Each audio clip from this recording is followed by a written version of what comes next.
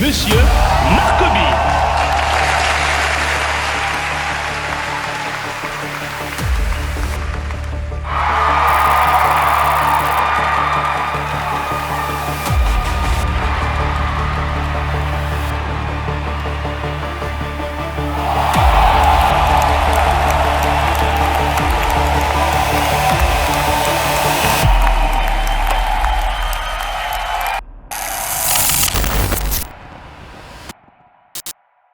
Et tu peux te décaler un tout petit peu vers là, et c'est parfait. Là, on est bien. Non, ça va. Ça va ou c'est bien? Ah non, t'as pas t'as rien. Et c'est en route, let's go. Merci Marc d'avoir accepté cette interview. Mais là, ça commence à partir de là ou... Ça commence à partir de là. Non, mais quand j'ai fait ça... Tu veux qu'on le coupe ou pas? On le laisse face caméra? Non, je veux bien qu'on le coupe, ouais. On le coupera, allez. On recommence maintenant? Salut Marc, merci Salut. d'avoir accepté cette interview. Je te sens un petit peu stressé parce que tu as des grosses couronnesses. Tu remets ton titre en jeu jeudi, c'est ça? On est d'accord que je dois te regarder toi, et pas là-bas.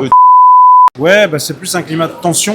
Je sais pas si stress c'est toujours le bon mot parce qu'il a utilisé à tout va. C'est plus, c'est dans les bras, c'est dans les jambes, c'est dans le corps, c'est dans la tête. Un état d'hyper focalisation, je dirais. Ouais. Eh ben écoute, je te propose qu'on parle d'autre chose que de ce moment stressant. On va te détendre un petit peu avec cette interview. Première question que j'ai envie de te poser pour les gens qui ne te connaissent pas encore, parce que là on s'adresse à des magiciens amateurs qui débutent la magie, etc. T'es champion du monde, t'as gagné, c'était quand? C'était 2022. En 2022, et donc parle-moi un petit peu de ton style de magie, qu'est-ce qui te différencie, qu'est-ce que t'as mis sur le devant de la scène?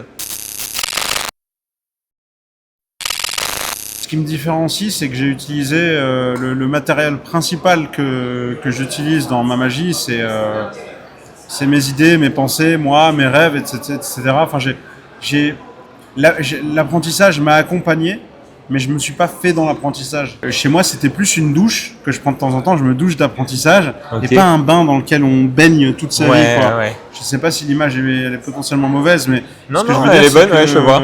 le matériau principal, c'est toujours mon fond. Voilà. Et donc après, on me connaît principalement à travers les cartes qui sont mon outil de médiation, je dirais, principale. Mais en réalité, c'est l'émotion, c'est l'émotion magique qui me touche. Si j'ai pas de cartes et que je suis dans une forêt, je vais pas hésiter à jouer avec mes connaissances psychologiques, techniques et conceptuelles pour faire avec ce que j'ai sous la main. Que ce soit même des feuilles ou même un scolopendre ou peu importe. Donc je fais avec ce que j'ai, mais le truc le plus simple, c'est comme on écrit tous sur des cahiers, on pourrait écrire sur des feuilles d'arbre si on voulait, mais c'est plus chiant, donc voilà. Je vois. Ouais, c'est vrai que d'un point de vue extérieur, en tout cas, je trouve que tu as une magie qui est vachement dans l'improvisation, et j'ai l'impression que tu prends pas mal de risques, quoi. Il y a une sorte de nonchalance dans ton personnage et dans peut-être même dans ta personnalité, et du coup ça donne un impact assez intéressant. Enfin, je vois dans Incroyable Talent par exemple, quand t'es passé, on a vraiment ce côté, on a l'impression que rien n'est prévu, quoi. Mais des fois c'est vrai, des fois c'est pas vrai, et en fait c'est ce mix entre, j'aime beaucoup l'impro, c'est vrai que c'est quelque chose qui me fait vivre en fait, puisqu'en fait l'improvisation par définition se vit dans le présent, et le présent par définition c'est vivre. Contrairement à un truc où on utilise un passé préconçu pour former quelque chose. Et donc, mais bon, à chaque fois qu'on improvise, ce qu'on a improvisé entre dans le répertoire si c'était bon. Oui. Cette idée que j'ai improvisée fait une nouvelle brique, puis la fois une nouvelle brique, puis on peut combiner les briques. Donc à chaque fois qu'on improvise, on improvise moins. C'est rigolo dit comme ça. Mais il y a les deux. Ça veut dire que là, le numéro que je vais jouer dans 2 jours pour la FISM, c'est pas du tout improvisé.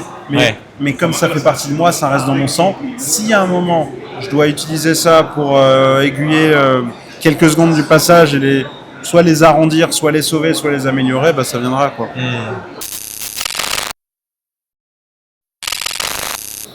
Alors, j'ai pas suivi un apprentissage traditionnel du tout. Je ne suis pas il n'y a rien que j'ai fait qui est traditionnel, ni le truc qui serait dans les recommandations classiques.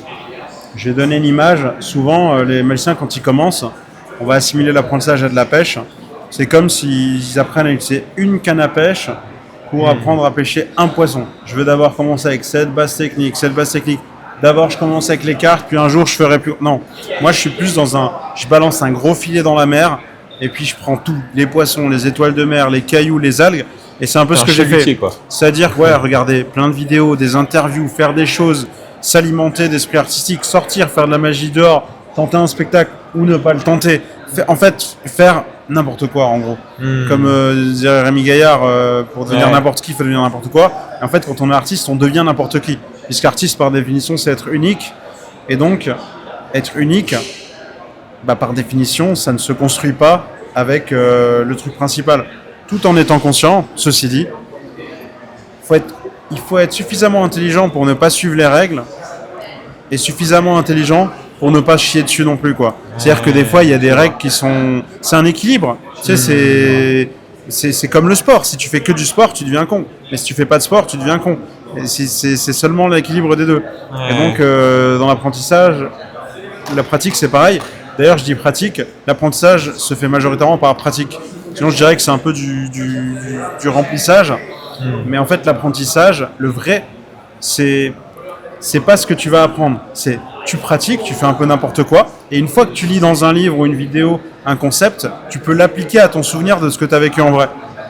Donc en fait, l'apprentissage, c'est la pratique. En fait, tu vas juste doper cette réelle pratique avec... Je vais mettre le sac au milieu. Ok, good. Donc en gros, on va dire qu'on va construire le muscle de l'expérience et de l'apprentissage. On va dire que c'est de la pratique à tout va, sans forcément réfléchir. Et ce qu'on va donner à ce muscle, les protéines et compagnie, bah, c'est ça, c'est l'apprentissage en fait. Donc l'apprentissage n'est pas l'apprentissage à proprement parler, mais cet apprentissage qu'on dit, donc qui est l'ivresse, regarder des vidéos, tout ça, il va muscler quelque chose qui est en pratique. Moi, je suis plus agir d'abord et réfléchir après. Et le réfléchir après, c'est la théorie. Ouais, je vois. Ben, c'est vrai que quand on s'est rencontrés il y a 7-8 ans, tu avais fait une vidéo de magie qui avait bien marché. C'était sur Facebook, je crois, de Street Magie. Ouais, c'était il y a plus encore que ça. Strasbourg, ouais, elle date d'il y a encore plus longtemps, ouais. Et c'est vrai que bah du coup c'est vrai que la rue, surtout quand on débute la magie, c'est une bonne école parce que voilà, c'est un public qui s'y attend pas forcément à voir de la magie. Alors pour le coup, c'était une vidéo. Pardon, je t'ai coupé. Bon. Ah, vas-y. Excusez-moi. C'était une vidéo de candidature à Incroyable Talent. Donc celle-ci, c'était pas de la magie de rue, c'était à la Café des Sciences à Strasbourg. Ok. Ceci dit, ça change rien à ce que tu as dit, puisque je me suis formé quand même dans la rue finalement. Ouais. Donc mon apprentissage, c'est l'école de la magie, on va dire. C'est souvent dit comme ça. Tout le monde n'a pas appris là-dedans, mais t'es sûr de devenir meilleur si tu fais ça, mais que tu rajoutes un peu de théorie. Toujours pareil. Ouais. Et ça demande, c'est vrai que ça demande du courage de sortir de sa zone de confort, comme vers les championnats du monde, mais parce que quand tu fais des tours à tes amis, à tes proches, c'est des gens qu'ils ont déjà vus, tu es plus dans ta zone de confort, mais quand tu fais des tours à des inconnus, des gens qui te connaissent pas dans la rue ou autre, ça te fait sortir de ta zone de confort, mais c'est ça qui t'apprend plein de choses, quoi. Oui. Une fois, j'avais c'est un truc. Après, un jour, j'avais une presta dans un village. Okay. Et comme je conduis pas, j'avais pris un transport pour arriver dans ce village.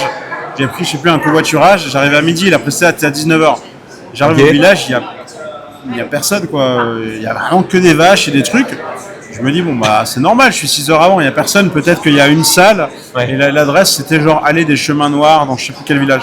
Je passe ma journée et tout machin. Et il y a toujours personne avec les heures qui passent. Et je repère une église. Bon, les églises, c'est agréable, quoi. 1 heure avant, il commence à pleuvoir. Je m'abrite dans l'église et je me change.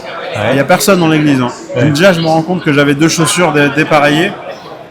Enfin, pas pareil, quoi. Ouais. Et puis, il pleuvait, mais je voyais que j'étais à 200 mètres. C'était hyper bizarre parce que il n'y avait personne, mais je me disais, on est encore à 1 heure, ça c'est le côté. Des fois, je suis pas lucide. Je me dis, peut-être que dans 1 heure, ça sera blindé. Ouais.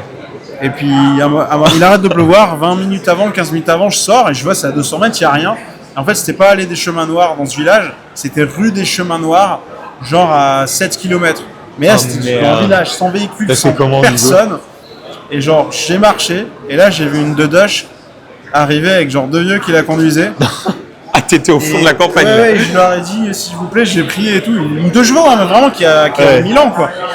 Et ils m'ont chopé et je suis arrivé au mariage, genre à l'heure. Et là, les mariés, tu sais, quand ils t'accueillent, tout s'est bien passé. Oui, pas de problème. Voilà, c'est une anecdote rigolote. Humoriste connu, tu viens de voir? Je sais pas. Alors, moi, je suis pas trop calé en humoriste, peut-être, mais. J'ai l'impression d'avoir vu un humoriste que je trouve vraiment bref. Ouais. Je regarde ses vidéos, je crois. Des fois, savoir que quelque chose, qu'il n'y a pas de secret, des fois, c'est ça le secret. Et en fait, en magie, il faut savoir qu'il n'y a pas de chemin, il n'y a pas de chemin type. Enfin, il n'y a pas une manière d'y arriver. Il n'y a pas qu'une voie, Il y a quoi. plusieurs manières. Il y a ceux qui ont commencé dans la rue, il y a ceux qui ont des parents au théâtre, il y a ceux qui ici. Mais en fait, c'est souvent, parce que je faisais pareil, moi aussi je demandais à des pros, c'est quoi, par quelle porte on entre. Et en fait, il n'y a pas de porte. C'est à toi de construire le. Tu crées ta tu porte, vas chercher ouais, ta. c'est ouf. Tu fais tes portes, tu les fais en bois, tu les fais en paille, tu fais ce que tu veux. Mais en fait, ça, il y a pas. C'est toi qui crée ton chemin. Et de savoir ça, ça peut débloquer. Puisque de se dire qu'il n'y en a pas, tu es libre de créer celui que tu veux. Tu n'es plus obligé de te dire, ouais, mais j'ai fait une vidéo de, j'en sais rien, de balle en mousse. Les balles en mousse, ça n'a pas la côte. Bah, peut-être qu'avec toi, ça aura la côte. Peut-être, je dis n'importe quoi. Tu as envie de faire le premier bateau de pêche où tu es magicien et en même temps tu pêches. C'est débile, je viens d'avoir l'idée en te parlant. Mais peut-être ça va marcher, tu vois. Peut-être que ça va être tendance. Peut-être qu'il va y avoir le bateau de pêche magie dans 50 ans dans chaque ville du monde, tu vois. Et donc, il n'y a pas de chemin précis. Mais comme j'ai dit avant, faut être assez intelligent pour savoir que tu peux créer ton propre chemin et assez intelligent pour pas être con. À certains moments, il faut savoir reconnaître une idée de merde. Il faut savoir se dire là j'ai fait mauvais chemin, mais il faut pas se brider complètement quoi.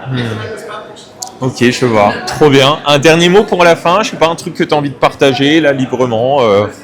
Voilà. C'est encore une fois, c'est une communauté de magiciens, soit qui débutent, soit un peu expérimentés déjà. Donc voilà, un truc que tu as envie de dire.